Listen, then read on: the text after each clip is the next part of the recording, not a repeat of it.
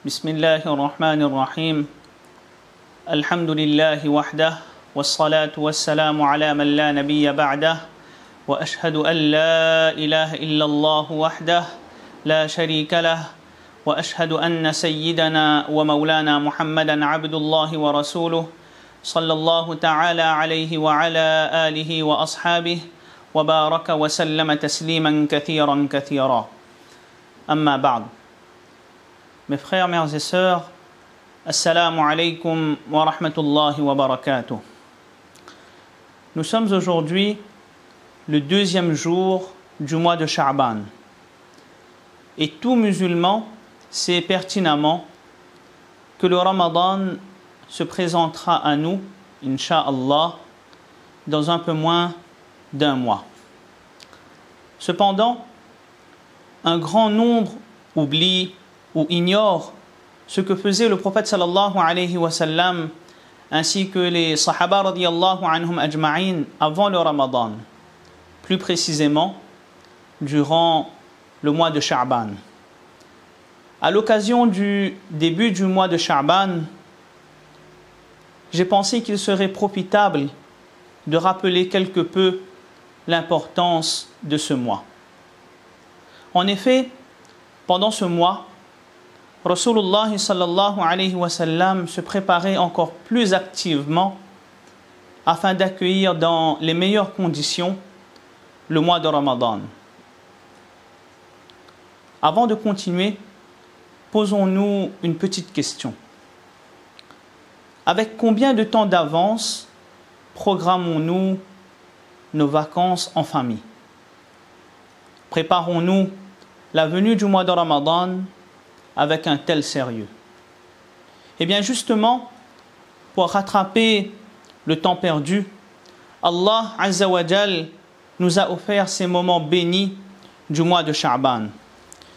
Il faut avant tout savoir que le mois de Sha'ban était un mois où Rasulullah sallallahu alayhi wa sallam augmentait de manière significative ses jeûnes, à tel point que Aïcha radiyallahu anha, son épouse, disait: je ne l'ai pas vu jeûner plus que pendant le mois de Sha'ban, à l'exception bien sûr du mois de Ramadan. Osama ibn Zayd radiyallahu anhu, quant à lui, disait: j'ai demandé au prophète d'Allah sallallahu alayhi wa sallam, je ne t'ai pas vu jeûner dans un mois autant que tu le fais durant le mois de Sha'ban. Le prophète sallallahu alayhi wa sallam répondit alors: ceci est un mois à propos duquel les gens sont négligents. Ceci est un mois à propos duquel les gens sont négligents. Il se trouve entre Rajab et Ramadan. C'est un mois durant lequel les actes sont élevés vers Allah, et j'aime que mes actes soient élevés alors que je jeûne. En fait, ce que le prophète sallallahu alayhi wa sallam désire nous apprendre à travers ce hadith, c'est que le mois de Rajab fait partie des 4 mois sacrés de l'année islamique, d'où l'importance que les personnes lui accordent. De même, l'importance du mois de Ramadan est connue de tous, alors que le mois de Sha'ban, qui se trouve entre le mois de Rajab et le mois de Ramadan, est plus ou moins délaissé. Cependant, comme nous le rappelle un poète arabe, il existe quelquefois entre 2 belles montagnes une petite vallée à la terre très fertile. De là, nous comprenons toute l'importance qu'a le mois de Sha'ban. Ce mois de Sha'ban a une importance tout à fait considérable. Mais quelles sont les actions que nous, croyants, pouvons faire pendant le mois de Sha'ban? Premièrement, jeûner. Comme nous l'avons évoqué, Rasulullah sallallahu alayhi wa sallam jeûnait durant le mois de Sha'ban plus que les autres mois, à l'exception bien sûr du mois de Ramadan. Essayons donc de faire le maximum. Nous qui prétendons aimer Rasulullah sallallahu alayhi wa sallam, nous qui prétendons aimer nos pieux prédécesseurs, nous qui prétendons suivre la sunnah, il ne faut pas seulement s'arrêter sur la théorie. Il faut passer maintenant à la pratique. Le prophète sallallahu alayhi wa sallam, ainsi que les compagnons radiyallahu anhum, jeûnaient beaucoup durant le mois de Sha'ban. Faisons de même. Jeûnons par exemple le lundi et le jeudi, ou encore jeûnons un jour sur deux. Vous savez, le fait de jeûner des jours surérogatoires, a beaucoup de mérite. Premièrement, c'est une protection contre le feu de l'enfer. Rasulullah sallallahu alayhi wa sallam n'a-t-il pas qualifié le jeûne comme étant un bouclier contre le feu du Jahannam? Jeûner des jours surérogatoires empêche le jeûneur de tomber dans le péché. Et en plus de cela, cela permet à la personne de se préparer pour le mois de Ramadan. Vous savez, lorsqu'une personne accomplit une action nafl, surérogatoire, il profite de deux bienfaits. Premièrement, cela le prépare au fara'id. Prenons l'exemple de la salat. S'il nous est demandé, avant d'accomplir une salat fard, d'accomplir quelques rak'at surérogatoires, c'est bien pour que l'on soit plus à même à discuter avec Allah subhanahu wa ta'ala durant nos salats fard. Et bien de la même manière, jeûner durant le mois de Sha'ban va nous préparer afin de mieux jeûner durant le mois de Ramadan. Et deuxième bienfait que le jeûneur obtient lorsqu'il accomplit les jeûnes nafil du mois de Sha'ban, c'est de voir ces jeûnes fard du mois de Ramadan être complétés.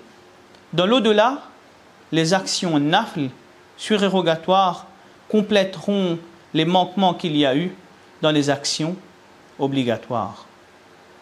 L'une des ruses des shaitans, mes frères, mères et sœurs, est de faire penser aux croyants qu'en jeûnant le mois de Sha'ban, il sera fatigué ou même épuisé pour le mois de Ramadan. Mais il faut avant tout placer sa confiance en Allah. وَمَنْ يَتَوَكَّلْ عَلَى اللَّهِ فَهُوَ حَسْبُهُ. Celui qui place sa confiance en Allah, Allah lui suffit. Durant ce mois de Sha'ban, nous devons jeûner. Jeûner, mais de façon plus générale, augmenter nos bonnes actions, augmenter nos a'mal. Nous devrions remplir notre temps libre. Ce temps libre qui malheureusement est utilisé dans la rafla, l'insouciance. Remplir ce temps libre de bonnes actions et d'obéissance envers Allah Azza wa Jal. Le prophète sallallahu alayhi wa sallam nous a mis en garde en nous disant que ce mois de Sha'ban est un mois pendant lequel les gens sont négligents. À travers un hadith, Abu Dar radiyallahu ta'ala anhu nous rapporte que le prophète sallallahu alayhi wa sallam a dit: trois types de personnes sont aimées auprès d'Allah et trois autres sont détestés auprès de lui. Quant aux trois qu'Allah subhanahu wa ta'ala aime, parmi eux, il y a ce groupe de personnes qui est en voyage. Pour eux, le voyage s'allonge et ils ressentent la nécessité de s'arrêter pour se reposer. Ils s'arrêtent, ils descendent de leur monture et l'un d'eux s'écarte du groupe, va dans un coin et se met à adorer Allah subhanahu wa ta'ala, à prier Allah subhanahu wa ta'ala jusqu'à ce qu'il les réveille pour le départ.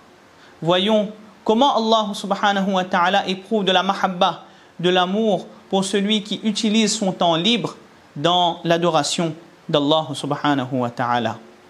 Nous devons donc augmenter nos a'mal.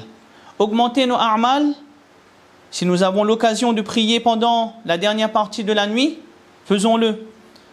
Le prophète sallallahu alayhi wa sallam a dit dans un célèbre hadith qui nous est rapporté par Abu Huraira radiyallahu anhu qu'au dernier tiers de chaque nuit, notre Seigneur, notre Rabb, tabaraka wa ta'ala, descend au ciel le plus bas et dit: je suis le roi, qui me prie pour que j'exauce sa prière, qui me demande pour que je lui donne, qui implore mon pardon pour que je lui pardonne.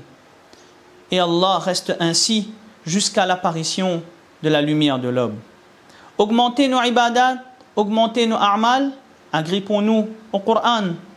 Certains parmi nos pieux prédécesseurs, nos salafus salihoun, avaient nommé le mois de Sha'ban Shahrul Qurra, le mois des récitateurs, parce qu'ils joignaient leur jeûne de la récitation du Coran. Ils accompagnaient leur jeûne d'une récitation abondante de la parole d'Allah subhanahu wa ta'ala. Il nous est rapporté également qu'une fois que le mois de Sha'ban arrivait, certains parmi nos pieux prédécesseurs fermaient leurs boutiques pour se consacrer uniquement à la récitation du Coran. Augmentons nos ibadat, augmentons nos a'mal et soyons constants dans le rappel et le souvenir d'Allah subhanahu wa ta'ala. Décrivant son mari, Aïcha radiyallahu ta'ala anha disait que Rasulullah sallallahu alayhi wa sallam avait sa langue qui était constamment trempée dans le dhikrullah. Augmentons nos ibadat, augmentons nos jeûnes, augmentons nos récitations du Coran, adonnons-nous au dhikrullah, mais surtout, préservons-nous de ce qu'Allah subhanahu wa ta'ala a interdit. Préservons-nous des péchés. Mes frères, mères et sœurs, si nous voulons raffermir notre lien avec Allah subhanahu wa ta'ala et nous rapprocher de lui, nous devons absolument abandonner la désobéissance envers notre Créateur et complètement délaisser les péchés. Résister face à l'illicite, résister face au haram est primordial si nous voulons protéger et améliorer notre condition spirituelle. Mes frères, mères et sœurs, recherchons ces occasions exceptionnelles, ces occasions hors du commun qu'Allah subhanahu wa ta'ala nous offre pour doubler d'efforts dans nos ibadat, dans nos actes d'adoration. Peut-être qu'une adoration pendant un moment béni nous permettra de rattraper de nombreux moments d'insouciance. Profitons donc de ce mois de Sha'ban pour nous réformer. Profitons donc de ce mois de Sha'ban pour nous rapprocher d'Allah. Vous savez, mes frères, mères et sœurs, ce qui à travers le monde est en train de se dérouler depuis quelques semaines nous rappelle combien nous sommes faibles, combien nous sommes impuissants, combien nous sommes vulnérables, et que notre véritable richesse réside en notre iman. Notre véritable richesse réside dans notre attachement au din et dans notre confiance en Allah subhanahu wa ta'ala. Durant ce confinement qui coïncide justement avec le mois béni de Sha'ban, optimisons notre temps. Optimisons notre temps dans la recherche du contentement d'Allah. Cela nous permettra non seulement de préparer comme il se doit la venue prochaine du mois de Ramadan, mais également de contribuer bi'idnillahi tabaraka wa ta'ala à l'amélioration quant à la situation actuelle du monde. Wa ma tawfiqi illa billah. Wassalamu alaikum wa rahmatullahi wa barakatuh.